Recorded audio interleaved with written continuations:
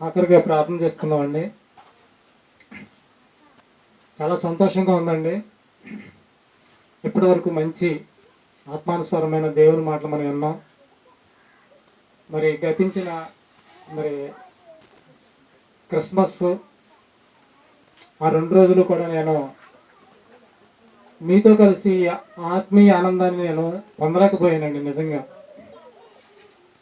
మరి దీనికి ఇప్పుడు నూతన సంవత్సరం అనేది మనం ఈ రాత్రి 12 దాటిన తర్వాత నూతన సంవత్సరం అనేది మనం నూతన సంవత్సరంలోకి ప్రవేశిస్తున్నాం.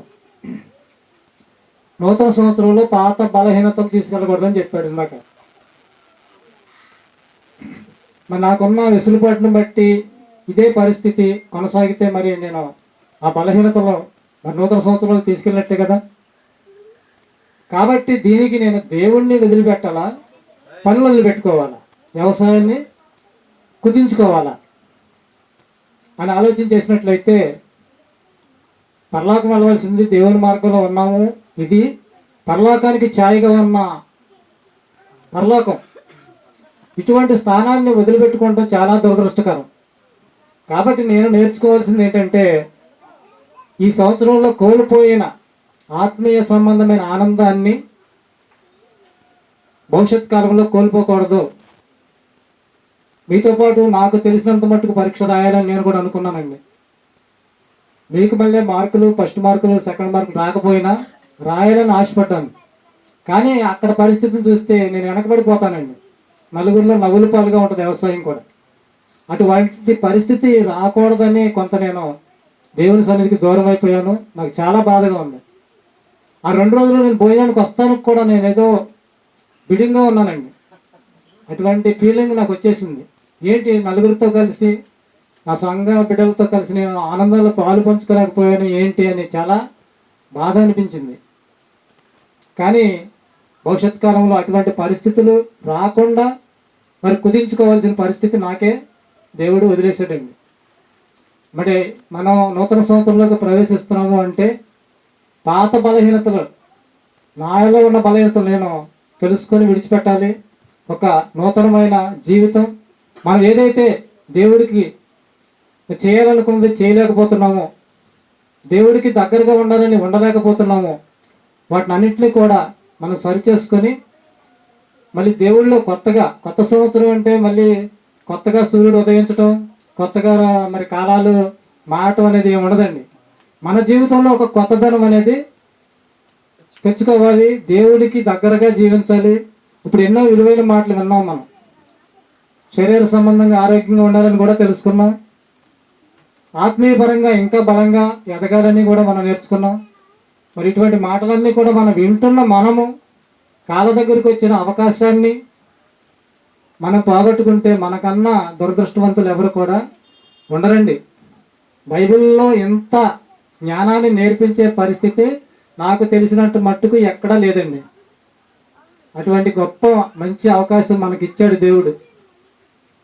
కాబట్టి ఇప్పుడు ఎన్న మాటల ప్రకారంగా కూడా తగ్గింపు జీవితం ఉండాలని, క్షమించే గుణం ఉండాలని, ఈ 2 లేకుండా నేనేదో దేవుడికి చేసేస్తున్నాను, పాఠాలు చెప్తున్నాను అని అనుకుంటే మాత్రం అది నరకానికి తీసుకెళ్ళిపోయే పరిస్థితిలో ఉంటామండి.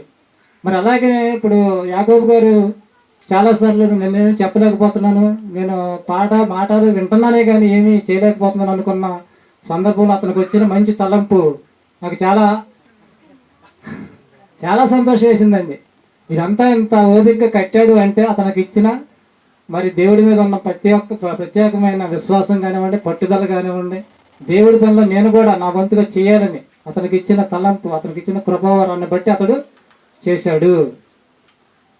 అలాగే ప్రతి ఒక్కరం కూడా నూతన సంవత్సరంలో మనం కోల్పోయిన దేవునికి దూరపోయే పరిస్థితులన్నింటినీ కూడా విడిచిపెట్టి దేవునికి దగ్గరగా ఉండి విన్న మాటల ప్రకారంగా మన జీవితాన్ని దేవుళ్ళలో చక్కగా మలుచుకున్నట్లయితే మనందరం కూడా పరలోకం వెళ్తాము. దేవుణ్ణి సంతోషపెట్టే వారంగా ఉంటాము. దేవుడి సహాయం కూడా మనకి ఖచ్చితంగా ఉంటుందండి. ప్రార్థన చేసుకుందాం. మహాపరిశుద్ధుడా, పరలోకముందున్న మా కన్న తండ్రి, మీకు వందనాలు నాయన, స్తోత్రాలు తండ్రి. ఈరోజు నీ బిడ్డలతో కలిసి నాయన ఈ సన్నిధిలో చేరి నీ మాటలు వినే భాగ్యం మాకు అనుగ్రహించారు తండ్రి. ఇక నుండి నాయన మరి మేము ప్రతి ఒక్కరూ కూడా ఈ సమయం విలువైనది అన్న గుర్తింపు కలిగిన వారమై నీ యందు భయము భక్తి కలిగి మరి యేసుక్రీస్తు వారు ఎలా అంగీకరించబడ్డారన్న మాటలు మేము విన్నాం తండ్రి. ఆయన భయభక్తులు కలిగి ఉన్నాడు, తగ్గింపు జీవితం కలిగి ఉన్నారు, ప్రార్థనలు వ్యాచనలు చేసిన మరి మహానుభావుడిగా ఉన్నాడు. అటువంటి పరిస్థితిలో ఉన్న ఆయన అంగీకరించబడ్డాడని మేము విన్నాం.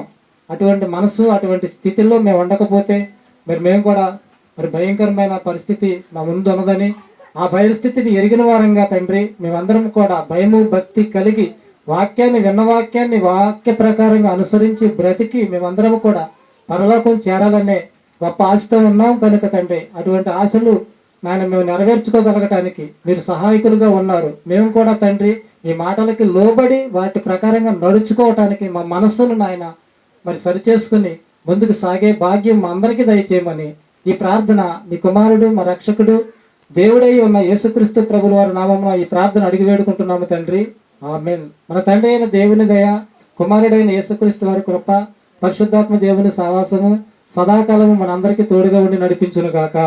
ఆమేన్.